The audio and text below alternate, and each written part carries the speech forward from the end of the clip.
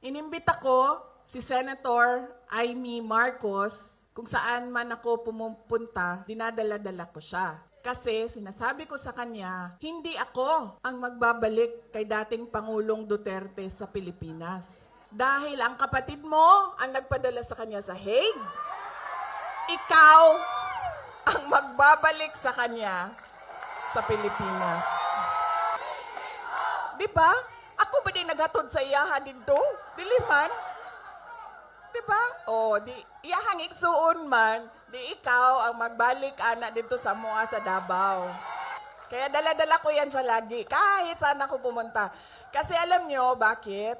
Kahit saan din ako pumunta, lahat ng Pilipino nagsasabi, iuwi mo sa akin. Sinasabihan ako, kahit nung bata sa kampanya namin sa Manila, maliit na bata na pagbaba ko sa stage, mukha siyang mga 8-9 years old. Sabi niya sa akin, ibalik mo si Tatay Digong.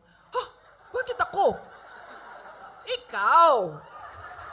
Diba? Kaya dala-dala ko yan siya. Kahit saan. Para siyang naka-hostage. Bibitawan ko lang yan siya kapag si dating Pangulong Duterte ay nabalik na sa Davao City.